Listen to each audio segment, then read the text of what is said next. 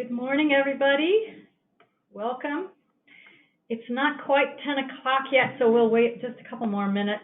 I wanted to give you a chance to make sure that you're in the room with us before we start. And there's a couple of messages to you in the chat box that are just little reminders.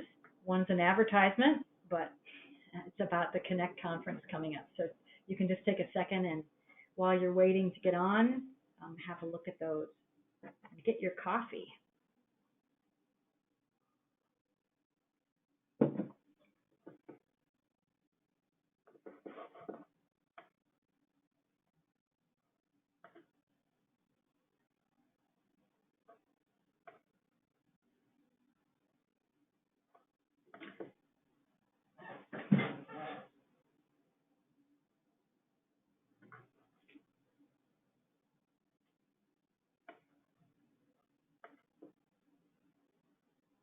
Hi, Bala.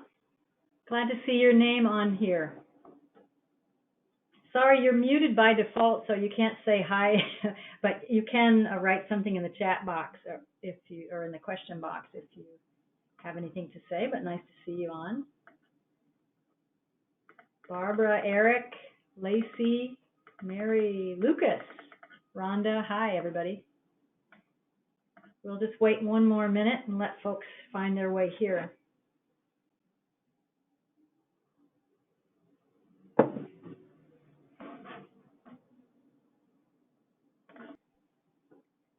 So let's get started. I wanted to just have a chance to welcome everybody to the webinar. I'm Shawn Morford.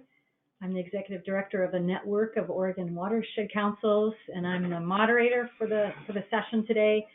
Hope everybody was able to get on okay and that they can hear all right. Today's webinar is a topic that I'm really anxious to hear about. These folks presented at the Oregon Watershed Enhancement Board meeting in January, and I missed the session, so I'm really excited to hear the presentation. This webinar is part of a monthly series that we do on typically on the third Thursday of the month. We've gotten pretty used to doing them now. They're kind of like Skyping with friends now, it feels like.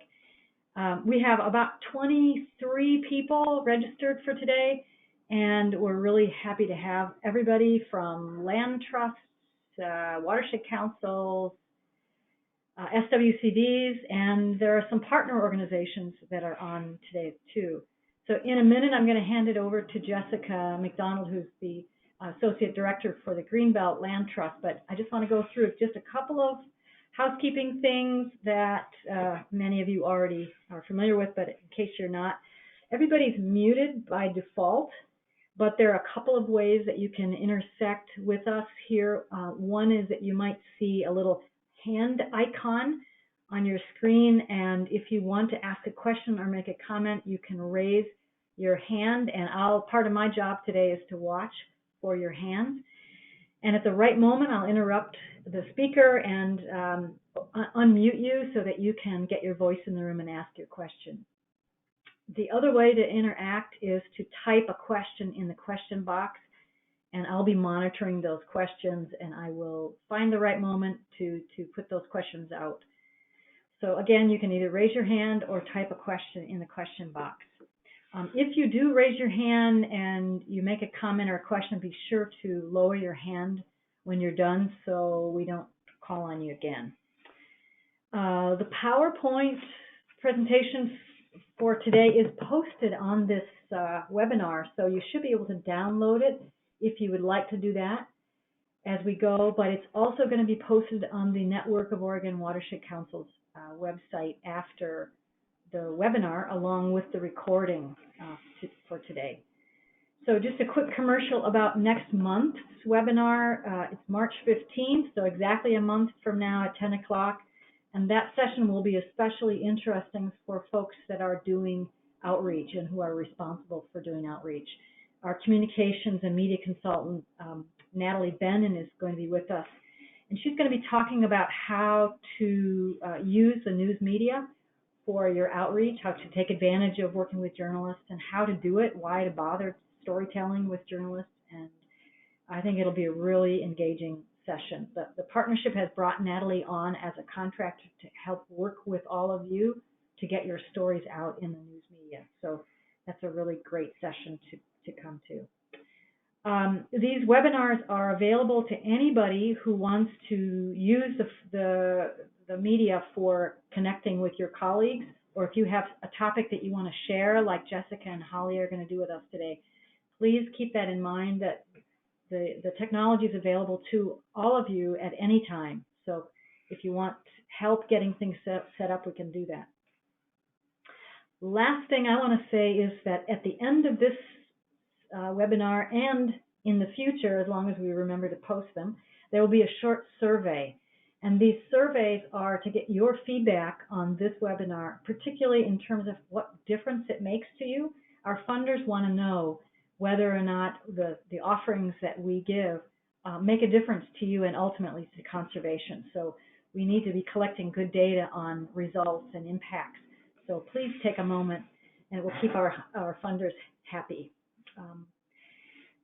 So I think that's all the preliminary comments I want to make. I'm just going to take a second and introduce Jessica and Holly to you. Many of you know them already.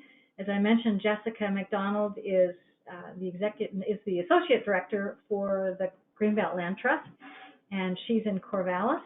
Holly Crossan is the Executive Director for the Benton SWCD, and the two of them presented at the OWEB meeting in January. And so this is a bit of a modified version, but much of it's going to be what the OWEB board heard and that we felt all of us needed to get exposed to. So thank you, Jessica and Holly, for jumping in and participating on this. So let's get started. I'm going to just turn off my webcam and let you guys go for it. Thanks for everybody for being here. Thanks, Sean. Thank you so much, Sean. Oops, sorry. already messing up here at the beginning. Well, welcome everybody. So Holly and I are going to go back and forth on some of this presentation. This is one of my favorite topics, and I feel like we're kind of doing the circuit with this presentation because there's such a demand to hear about this project, what we're doing, some of the lessons learned. And it's just one of the, I think for both Holly and I, one of the most interesting parts of our lives right now is around this project. So really happy to share it with more info with all of you. Also, just a little bit about kind of the agenda. We have an hour here today. We are going to try to get through the slides, which you have as a PDF to download over in the handouts area. We're going to try to go through the slides in about half an hour and then move on to questions and answers for the remaining portion of the project here. So first, we're going to talk a little bit about the background that led us down this road. So going back to 2013, 14, some of the early discussions. Also talk a little bit more about what shared space centers actually even are. It's a term that we've been throwing out there and using, but really understanding what they are, what the parameters are, and what kind of different models are out there in the sector. And then wrapping up with where we are today, where this project is going, and some of the lessons learned out of the last couple of years that we could share with you. I think, Holly, do you want to add anything else at this beginning? No, I think that captures it. I'd say let's just launch right into it and hopefully allow as much time as possible for questions. Awesome. Yeah. So to start out with, just want to introduce some of the amazing partners that are part of this project. We're going to talk about at this phase that we're in right now in 2018, what we talk about the 5 core partners at this point.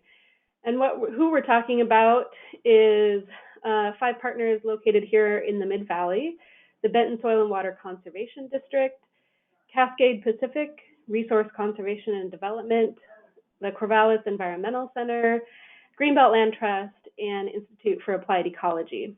So just a couple of things to note about those 5 partners is there is a long history of partnership across most of our organizations.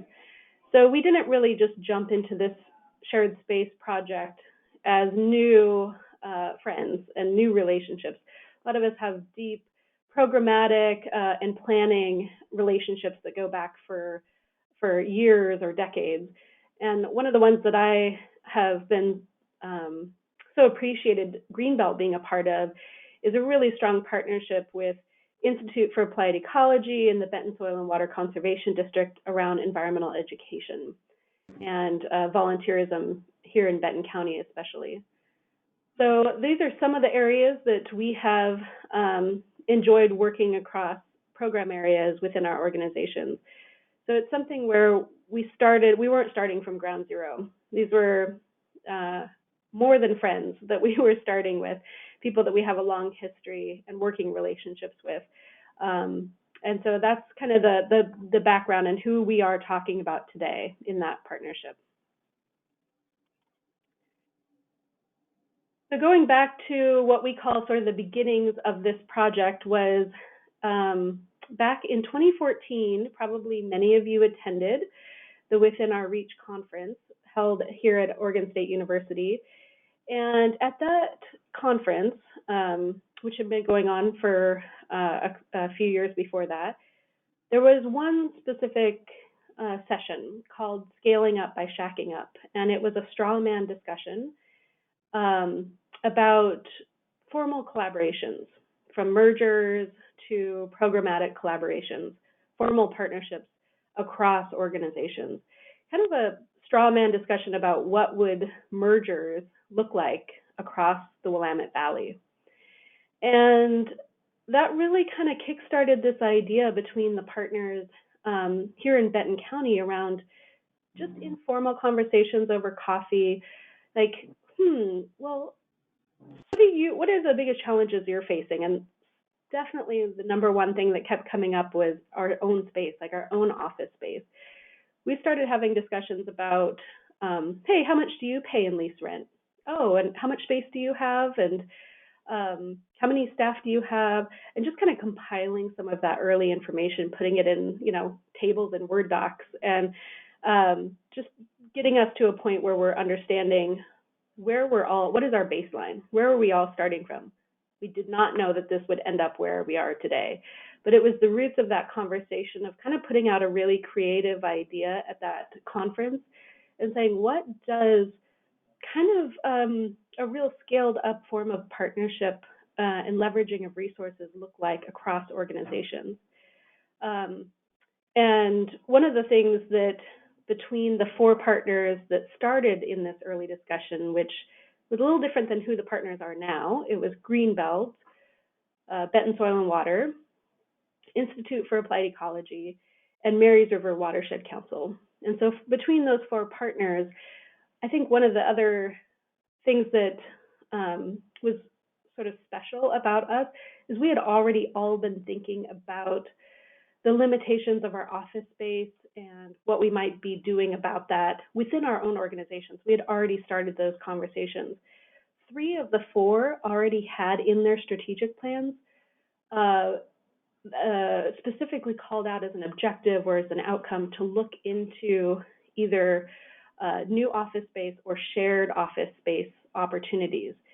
One of the entities already had a capital committee that was devoted to working on specifically that issue within their board.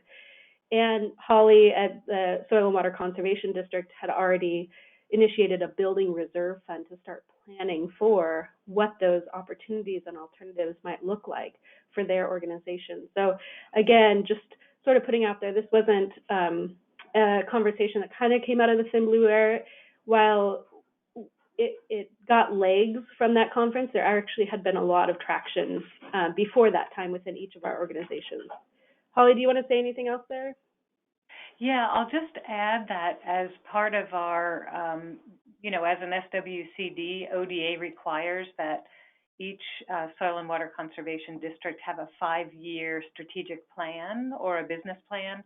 And so when we were doing our plan in 2015, our board and staff had already had conversations around this. The building fund was established.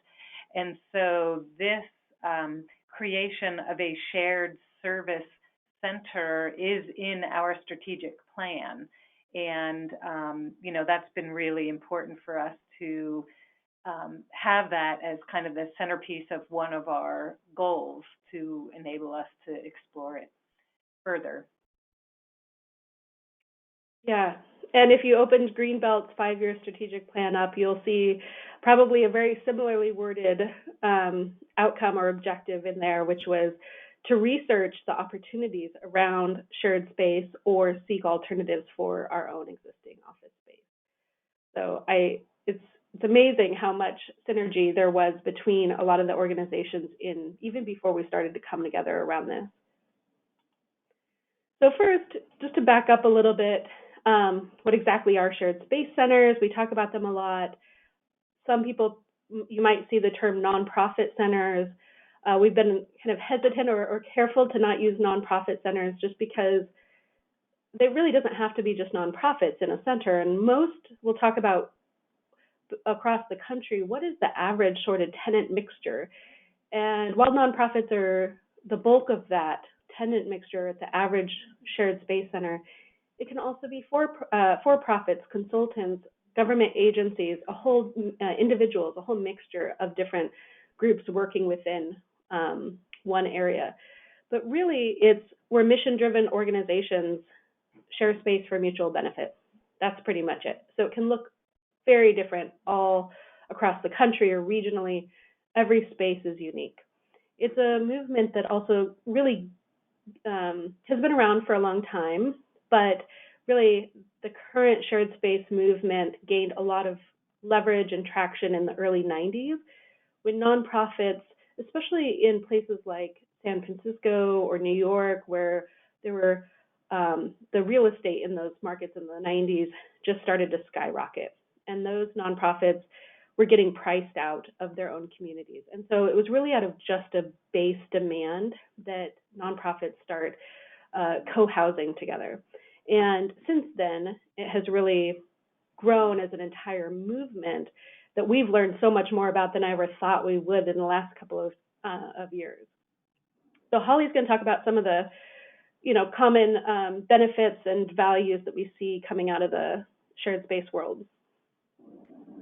Yeah, I guess one of the things that we've discovered, Jessica and I and some other folks have visited a lot of shared space centers, and there's probably as many reasons to create one as there are organizations that are parts of it, but there are definitely values that rise to the top because they're common across just about all the organizations.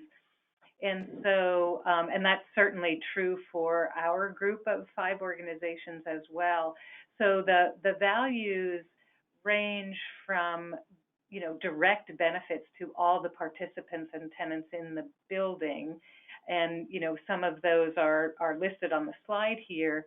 But there are much broader community benefits, and that's one of the things, we'll get into that a little bit more later, but for those of us part of this shared space in Corvallis, we're really, really excited about those broader community benefits beyond the direct benefits that we anticipate we'll get through doing this shared space. The other thing I'd mention about this is, I think that we could be surprised. There's probably benefits that we will recognize later that we're not even aware of now. So we've been, we've been talking about this for a while, and I think the next slide gets a little bit more into the nitty-gritty of some of the shared services and opportunities that we would have in the space. We certainly are all, this is not a merger, and all of the organizations plan to retain their unique identity and their organizations, but there's just so many things that we'll be able to share. And here's some examples.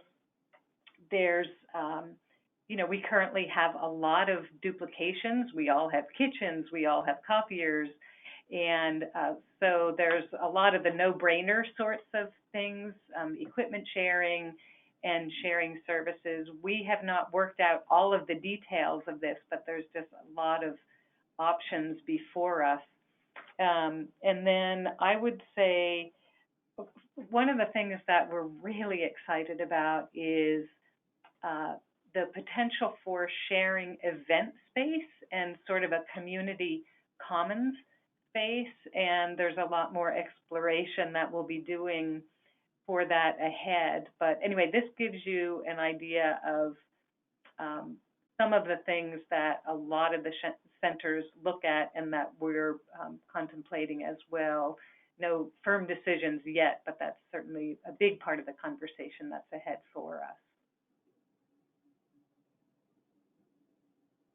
Across the country, I already mentioned this is a really growing movement. Right now, there's about 400 centers that self-identify, that report the benefits and values of their centers.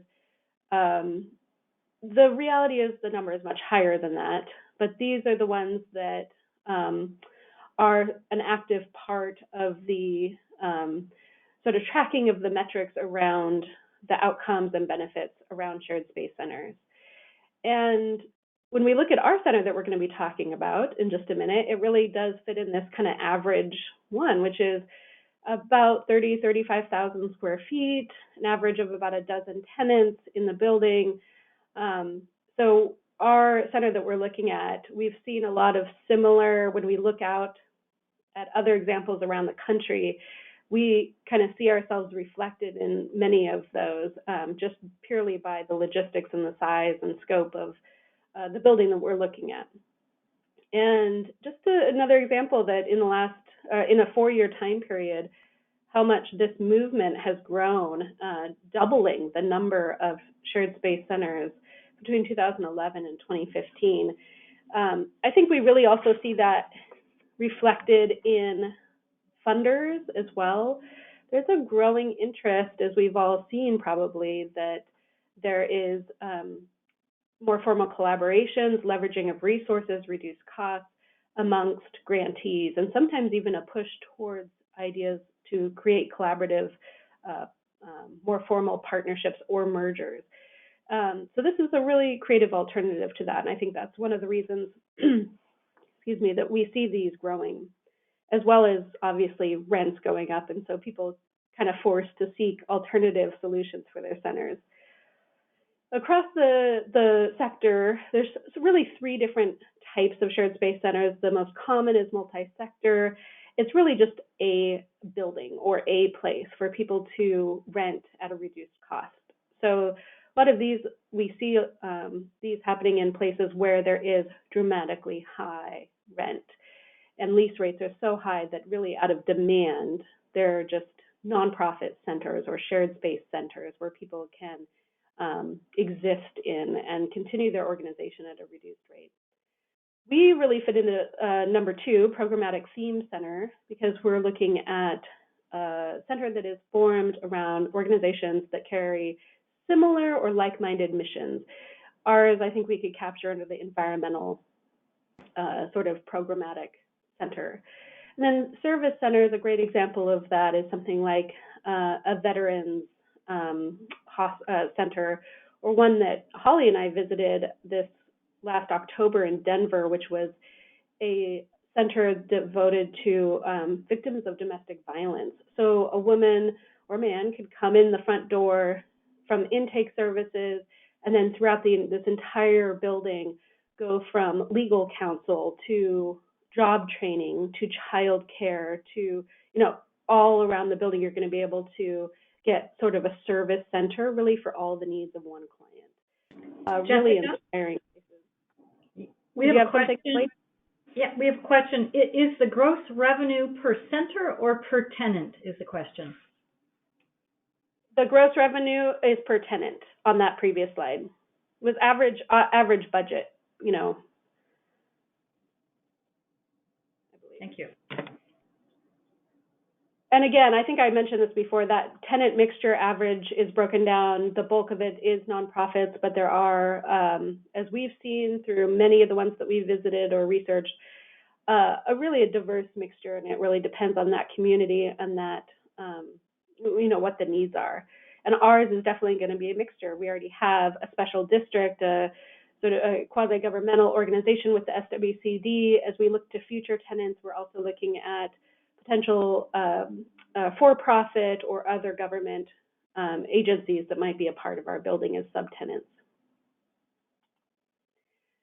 I think one of the coolest things about this whole sector that we've learned about is, I think it's inherent in the name. It's all about sharing. And so this is a sector that has a lot of research and reporting that comes out. If you want to look online, I think, or contact Holly or I, there's the State of the Sector report published every, I think, 2 or 3 years that documents surveying results from shared space centers, from those 400 across the US and Canada. And when I look at these, I'm not going to go through all this, but the $25,000 saved annually per tenant stands out to me. At Greenbelt, we went through just a really base analysis of the space that we're going to be occupying in the future. And just by the amount that we'll be saving and the cost per square footage for our lease rate, and just looking at the amount we'd save by sharing our copier lease with 2 other tenants, we would be saving $25,000 a year. So this is exactly right on, and I think this also speaks to, we kind of fit in that average shared space center and what people are reporting. One of the other things that stands out to me, and when we go and visit these centers, is the staff morale. I hadn't really always thought about that as a direct benefit, but it makes it so much more clear as we've been part of this discussion for years. We live and work, we live where we work oftentimes, and so we're spending a big chunk of our lives at work. And when we have a place that we walk into every day that is inspiring and engaging and creative, really helps to satisfy the people that are there and let them know that they're part of something bigger than their own organization. They're part of something that they can really continue to invest in. So higher retention rates and higher staff morale is reported across shared space centers. I'll just add. Okay. Oh. No, go ahead, Holly. Yeah, just in terms of the SWCD and realizing some of those cost savings, we also anticipate that it will save us significantly on rent. It's hard to say exactly what the square footage will be by the time we get done with it, but currently, Corvallis rental market is tight and expensive. And so I know a lot of the SWCDs share space within RCS and so on and get really great rates there. We don't have that. We have an office here in downtown, and we pay $16 a square foot, and the estimated square foot cost for our building will be $14 a square foot. So, there would be a savings there, even if we were to break even, say the cost does go up, and there certainly will be other cost savings, but say we break even across the board, we are still, there's so many other reasons to do this in addition to the cost savings that it's not like we're hanging our hat on that part. So we certainly expect the cost savings, and that's great, but there's just so many other really important reasons to do this. So that's a great point. So I think, Sean, we have a poll. Yeah, I just launched it.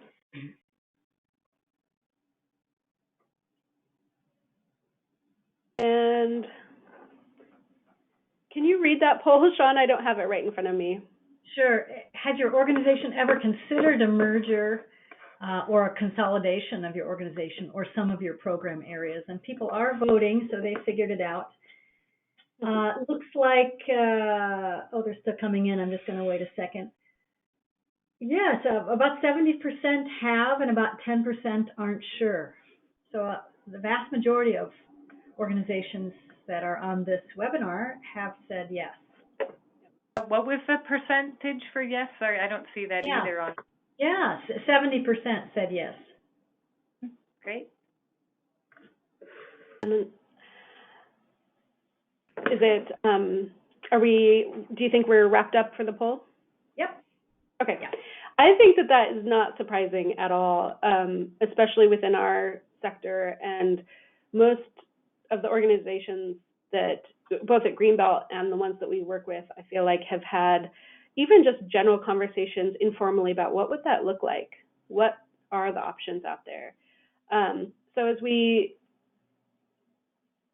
talk about the ideas around formal collaborations, some great reports out there about what are the levels that nonprofits are engaging in, but also from the foundation, from the funder side, what is the interest? We definitely see a strong interest. The grant program within OWEB that we have, this is our second year of getting funding from a very specific grant program within OWEB that's really just for supporting collaborations, innovative collaborations. And the first year it was actually named, can't remember the entire title of the grant program, but it was around, specifically talked about mergers of OWEB grantees. And I think one of the takeaways here, you don't have to understand, all the graph here, but really it's that goes back to David LaPiana from LaPiana Consulting's quote over at the right. The energy, there's a lot of discussion around mergers, and there has been over the last, I would say 5 to 10 years. But the reality is the frequency and the success is really in all other forms of collaboration. And so for us, we haven't had really deep conversations about mergers as part of this shared space center, but we have had really meaningful conversations about all the other creative opportunities, which might be sharing. It goes back to what Holly was talking about with the shared services, the potential of shared programs down the road, building associations of more formal partnerships across organizations, such as what we're doing here. And I think we really see opportunity around all those other ideas around formal collaboration. So it might not be a merger, but what are the other alternatives that are out there that we can really focus on? Jessica, question. Some watershed councils already are housed with SWCD, so in what ways is this different? Are housed in the same building, you mean? Yeah. Well, it might not be too different, but it could be. I think it depends on what you want to do with your co-housing. So as we look to the future, we're going to be talking more in just a minute about our actual space here. And within that, there could be, again, about a dozen different tenants that all might be working together in some form or another. But if we just took like Greenbelt and the SWCD being, so actually let me step back and say, right now we have our watershed council, Marys River Watershed Council, in my building. They're right next door to me right now. And they moved in years after Greenbelt moved into this building. The opportunity that has arisen by just having them in close proximity to us has been really favorable for both of our organizations, from the intangible, just sort of relationship building side of things, being down the hall, being able to just go ask a question of one of your partners, to being able to actually work together on grant programming and more formal collaborations. So as we look to the future, when we add additional tenants into a building, it could, I'm not positive about the examples that might be being brought up right now around SWCDs and watershed councils co-housing, but we're really looking at what are the opportunities that we might be able to sort of lay on the table, where are sort of the best hotspots for overlapping programs, overlapping services, and being able to come together and leverage those resources. So we might, for example, whether it was a staff or a service around GIS, we all have GIS needs. Do we all need to have our own whether it's a contractor or internal staff member, can we share that resource? What about financial accounting? If there's an opportunity to be able to, within one space, share an accounting system, then we can more easily either have a contractor, consultant, staff member be able to consult or manage that system between the organizations, or potentially merge some of the financial side between a couple of organizations if needed. I don't want to go too much more into that, but if there's any specific things that you think that we could speak to, Sean, just let us know.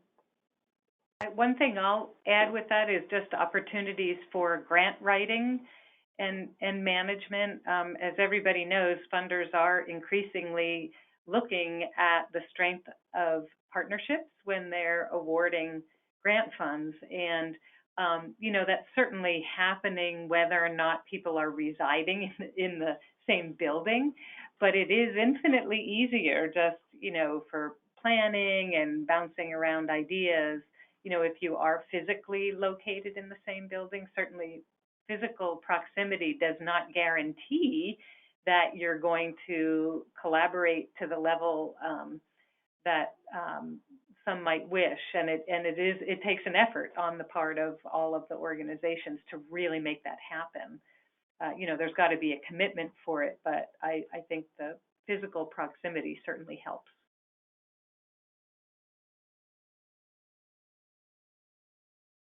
So we left off before talking about what shared space centers are and the values and benefits with that straw man discussion back in 2014 at the Within Our Reach conversation.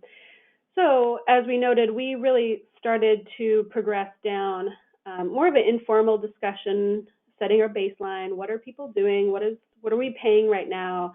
What are the challenges we have in our own space? And then that really continued through 2014 into 2015. There were regular meetings. It was a growing sort of interest and obviously coming together in some sort of formal way. But in 2015, really kind of hit a dead end of like, well, what do we do next? Where does this go? And realizing we don't really have both the expertise and ability within each of our organizations to step back and figure out how big could this be, what scale, what are the options about owning a building and operating one? How do we assess all of this? Step back. So in 2016, we launched a feasibility study to assess exactly that. Potential models for a center. Would we own a building, rent? What services might we share? We also did quite a bit of outreach to our community and surveying both our own, that four core partners at that point in time, as well as potential subtenants that had we knew also might have an interest or that started to come to us over that year. The interest was palpable. We also did a lot of listening over 2016 and 17, and Holly mentioned we've researched or interviewed or visited over 40 centers around the country, in Oregon, Minneapolis, in Denver, Colorado, and really just kind of geeking out about like the shared space world and governance structures. We also tapped into, for that feasibility study, an amazing consulting group out of Denver called Nonprofit Centers Network. They were formed only to help facilitate shared space centers in the US and Canada. So that is their bread and butter. That's what they know and they love, and they're the ones that ran that feasibility study for us. And I think, Holly, you want to talk a little bit more about the community side? Sure. Yeah, we, let's see, I think it was November of 16, we had a community meeting in downtown Corvallis, and it was really important for all of the organizations to bring together broader community members. We really see this shared space center as a community asset as well, not just for the organizations that will be housed there. And so it was very important to us to bring together the community to share our ideas and excitement and to get feedback from them. So we had this meeting, and we really, we invited a lot of people, but we really had no idea how overwhelmingly popular it would be. We figured we'd get a lot of people, but we had over 75 people come to this meeting. And this list shows some of the types of attendees that we had from all different sectors. We had funders or potential funders and OWEB, the funder of the feasibility study, elected officials, other local government leaders, other potential tenants, even some, for-profit potential tenants, people in the housing sector, the Multicultural Literacy Center came. So this list shows you the really amazingly wide variety of folks that came to this meeting, and we were just thrilled. I mean, it was kind of one of those things where we knew it was going to be good, but it was really great. And so it sort of launched us into this whole other phase of the project in responding to community members and getting feedback from them. So it was a real high point of that early process.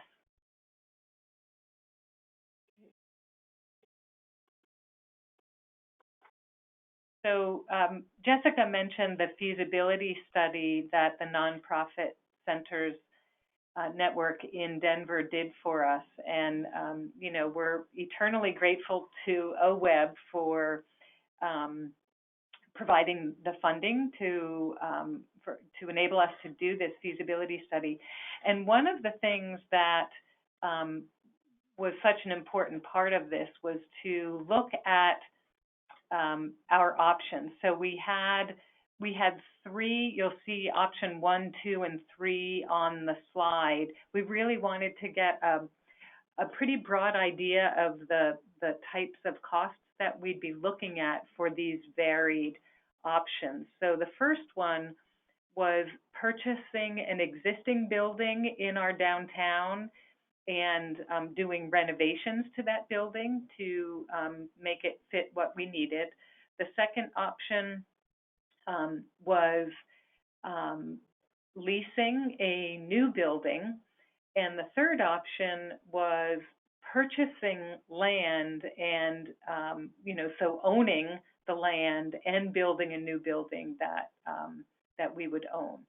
And so obviously 3 very, very different options. And the one thing I want to point out, we looked at all the different pieces of each of those options, what it would cost for acquisition, the other costs, what would we need for a capital campaign, and so on. And if, let's see, 1, 2, 3, 4 down, you'll see total cost. And then to the right, those numbers are highlighted. It became evident really, really quickly that while we started out with a desire to buy land and build our own building and own that, the costs were significantly higher than what it would be for the other options. So you'll see for purchasing an existing building, and probably many of you know renovation is expensive.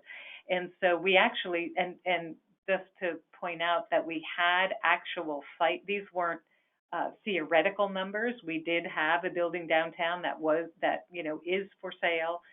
And the estimate for renovating that was over $6 million.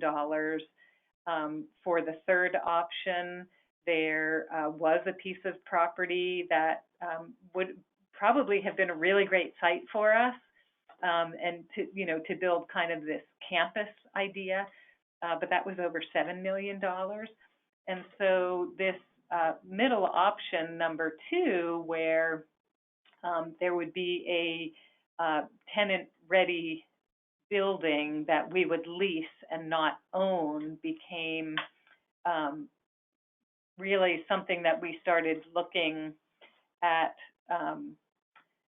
more seriously. And leading into this, Jessica will explain.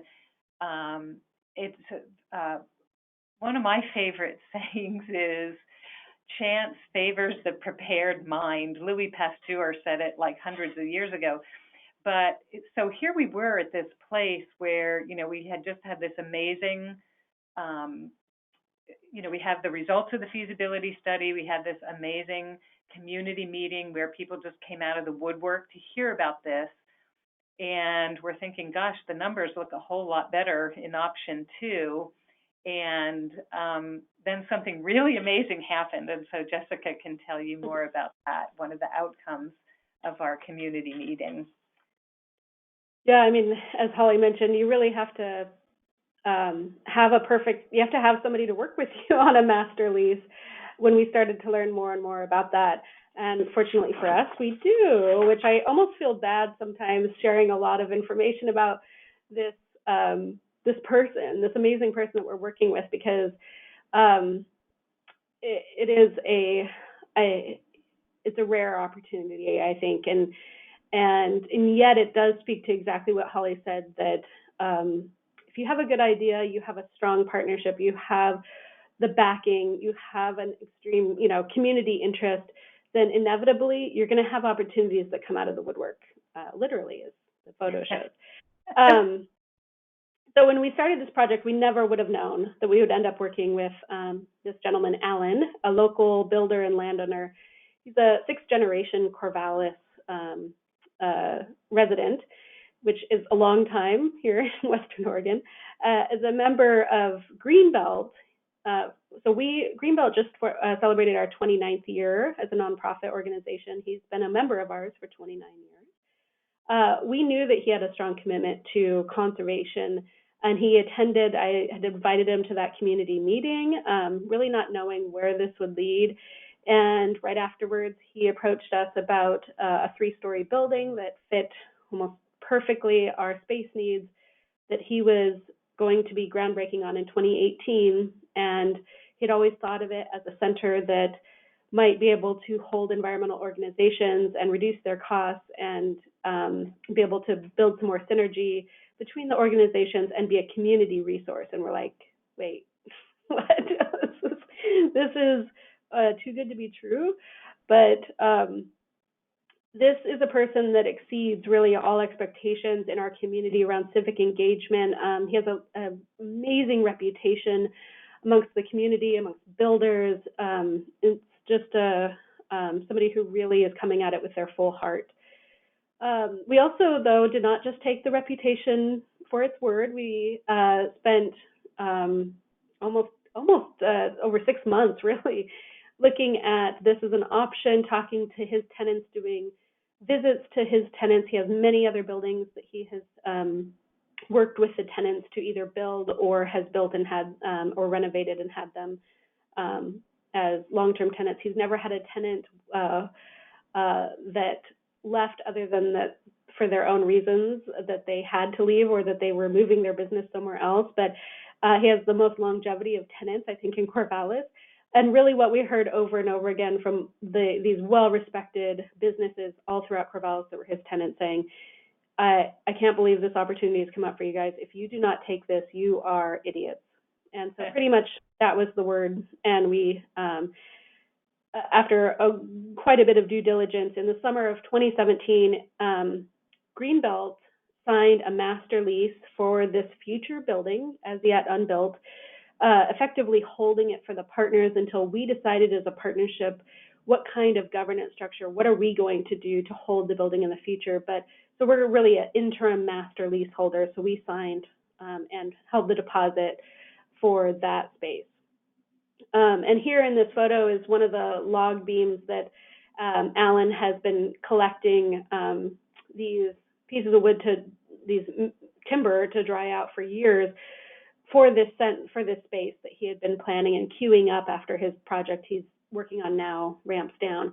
So we were able to go and actually see the beams get hewn that are for this building, and they're all from within a 20-mile area where these logs came from. So pretty amazing opportunity that we are launching into an expected tenancy as 2021. And in the meantime, it seems like a while. It seems like we've been working on this for a while and it still has some time to come, but the reality is there's a lot to do. So 2018 and 19, we've got a site. So now our attention and the work that we need to do has really turned in a different direction, which is what kind of governance structure are we going to have to own this, to hold the master lease? Are we going to form a new nonprofit? Is one of us going to continue to hold the master lease? And we also had a second grant through OEB to help us work through this in 2018. Right now, again, we have those 5 committed partners and about a dozen additional interested and very interested tenants. And each of those 5 partners have signed a cooperative agreement as well as made a financial commitment to being part of this project.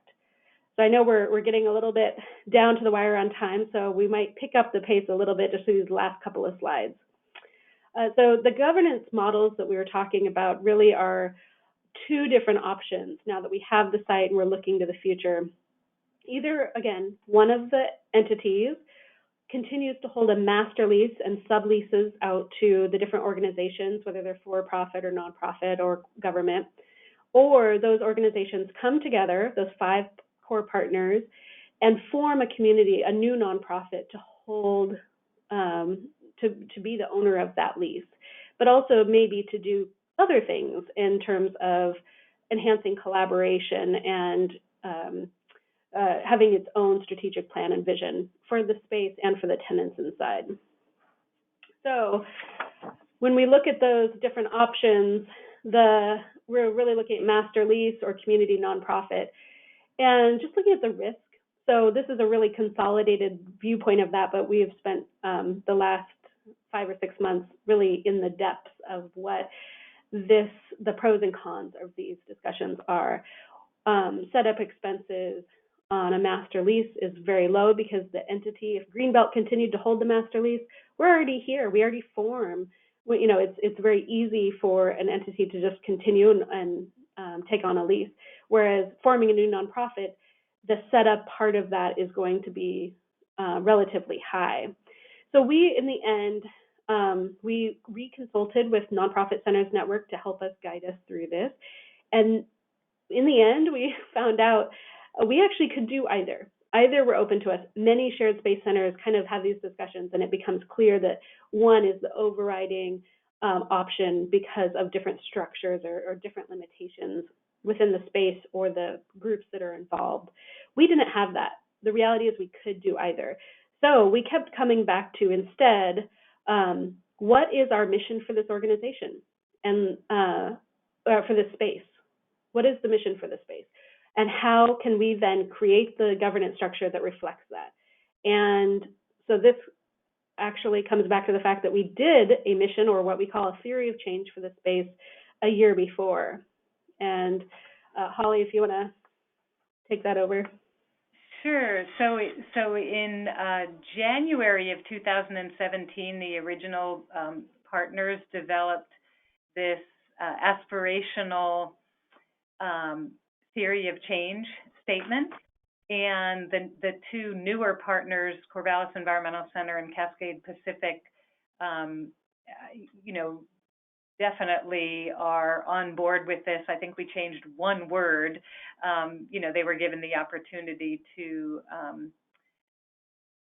suggest any revisions, and it's essentially the same statement that we initially came up with. And so I guess for all of us, the thing that was so exciting was that we had a meeting more recently with NCN, and as Jessica pointed out, trying to figure out what governance structure were we going to use.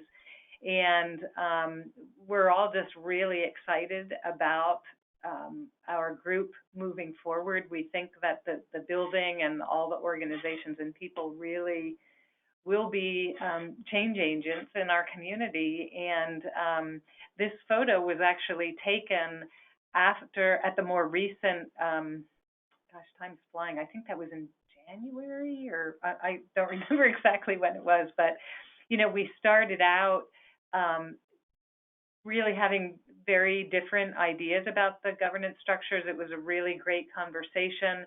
We weren't quite all on the same page. There were a lot of things to sort out, and we did this sort of temperature gauging thing, and we really all wound up deciding that the formation of a new 501c3 governance structure would work best for what we wanted to do here.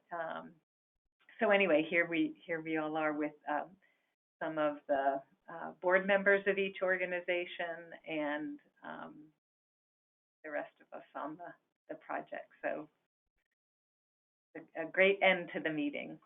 I think it comes back to, as Holly mentioned, when you have this as your mission statement, that it's not just about the tenants involved in the building and reducing costs. Like, this is a mission statement that is about major social impact outside of Greenbelt Land Trust, outside of SWCD, outside of even just the partnership, for the community at large. So if this is what we are guided by, then forming a new nonprofit organization was the sort of the signpost for us.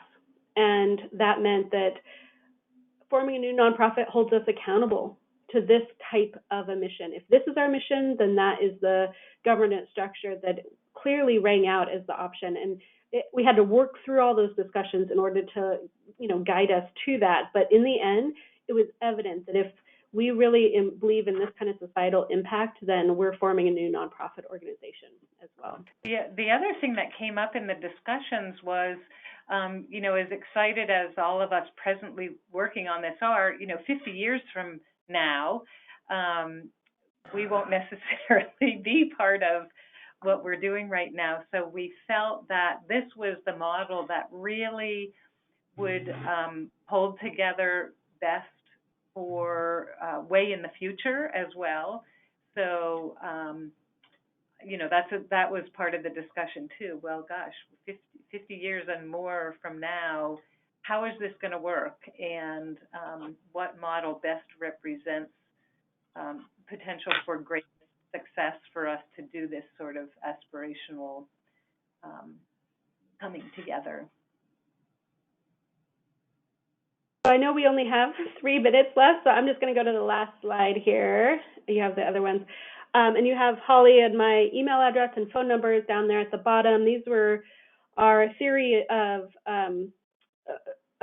before we had the theory of change, these are our value statements that we also adopted and are living with as part of our vision for this space. And I think just like in one sentence, we can say our kind of biggest lesson learned for me over the last, almost 4 years that we've been working on this, is that it takes a lot of time and relationship building, and to do something of this sort of magnitude. And it's really different than just the Watershed Council being in our building or something. This is a really bigger project and a much bigger vision for collaboration. So time is my biggest takeaway, that to make a project successful, having those relationships and having enough time to do that due diligence. Holly, what's your number one takeaway? Well, I agree. That would probably be the number one. The other one is just the importance of communication and transparency, not just within those working directly on the project, but as the different steps move forward, the responsibility we have to the community as well. And I know SWCDs are a little bit different because our board are elected officials. And so, I think there's in terms of how we carry that forward, we also are fortunate to have a tax base. So, we're a public agency, we're public servants with elected public officials. And so just making sure that the communication is really strong internally and externally, and with utmost accountability and transparency. Sean, I think we're done, but with our portion, do you have any other questions? I didn't see anything else necessarily come up, but maybe I'm not seeing it in the chat box. But if we have a minute.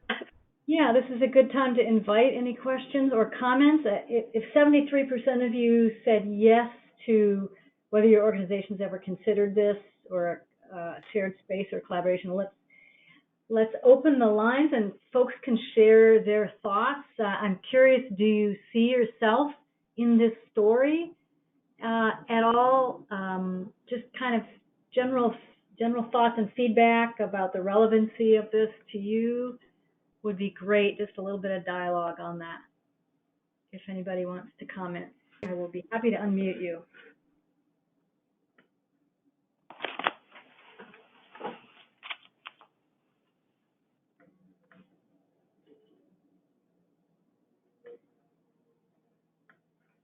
Okay. Maybe one of the questions that I would add to, unless there's anybody else who has any, I don't see any, is can you talk about some of the barriers to doing this? I mean, we know the Watershed Council wasn't able to sign on in the end, but in general, what are the things that could cause problems for you that you became aware of? Or were there anything that you would cite? Like what didn't work well, or what did you have to overcome? Was there anything? You can jump in as well, Holly. I think so. First of all, I should clarify. Yeah, the Watershed Council is still very much a part of this project, but really at this point they pulled back as a core partner, and really that was because of sort of resources and capacity to stay on we had a financial commitment from any of the core partners of $5,000 to commit towards this. We were all investing time and resources, and part of that was paying the deposit. We also have, as you can imagine, forming a new nonprofit, the sort of legal fees that we're going to be amassing as we go through this, and being able to also have sort of a kitty that we can go to and build a buffer for those additional costs or related to the meetings or surveys or community outreach that we're doing.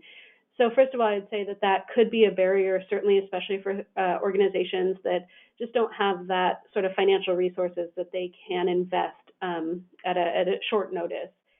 So that was definitely something. I think we haven't, I think partly because we've been trying to be transparent and honest and collaborative throughout this entire process, is we haven't hit too many really any big bumps in the road as a collaborative, which I appreciate, and I'm knocking on wood right now that continues.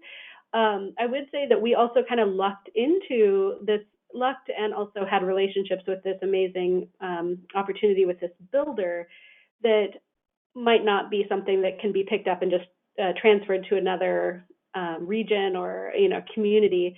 So there would be a much bigger challenge and bigger hurdle if we were trying to raise $6 million to do a campaign and raise those funds. That would have put us on an entirely different path. And right now we might be saying something totally different about challenges that we're encountering if we had gone down that path, I think. I have a couple things to add. One is it's hard to imagine things would have gone as smoothly and perhaps maybe not at all if we had not had the financial assistance of OWEB, providing 2 grants that did a lot of the heavy lifting in, with the feasibility study, and now with phase 2, digging deeper into those things. So I think certainly for us, and I would imagine for other folks looking at this, continued OWEB support for getting some of that early work done was critical for us, and I'm sure is going to be helpful to people doing it in the future. The other thing I would say is we are, the building, we haven't broken ground yet in the building, and we haven't done the, interior design part of it. So, it's not like there aren't challenges ahead. We recognize that. And I think if you, it's really easy to let some of those things get you all,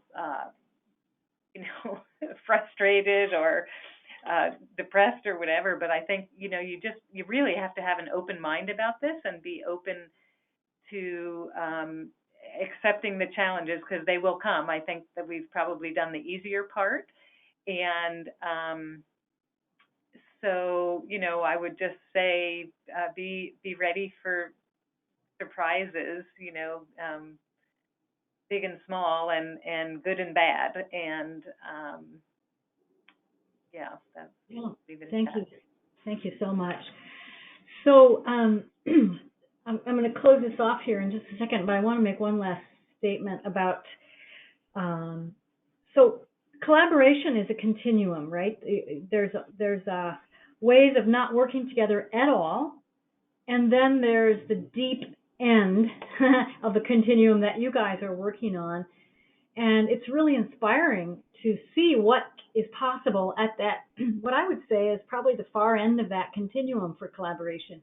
We know that there's a lot of places along the continuum where people can collaborate short of doing what you've done. But just speaking for me, I'm very inspired listening to all the things that have happened, and particularly your comment about things that you don't expect. You start down the path and then things come to you that you never really could have predicted in the beginning. So it's encouraging for us to just start down the path and see what might come to us. So, by the way, you folks might know that your statewide organizations do share space already. We have an office in Salem. The OACD and the Network of Oregon Watershed Councils share a space. We share staff as well. So we can talk to anybody about things that go well and challenges that we have as well. So with that, I just want to thank Jessica and Holly so much for your inspiration, your enthusiasm on this, and of course your willingness to share with us today. How can people reach you if they have more questions? We have our email addresses and phone numbers up on this last screen. I think both Holly and I would be delighted to chat with you more. Holly we're still just figuring out the details, maybe presenting on this if you're at Connect. That might be also an opportunity to, it's a session that is hosted by OWEB about this specific grant program that we have received generous funding through. So that would be a great opportunity to engage a little bit further and in person, but definitely reach out to us. Great. And lastly, we want to thank OWEB for the funding to put on these webinars. So it's a great lift for us to be able to do these and have a chance to share. And again, Holly, Jessica, thank you so much for pitching in on this. And to everybody who's still left, don't forget to fill out your survey. We sure would love to hear from you. So I'm going to go ahead and end the webinar now, and we'll see you all next month at this time. Okay, thank you very much for participating and participating, everybody. Thanks. Bye. Bye.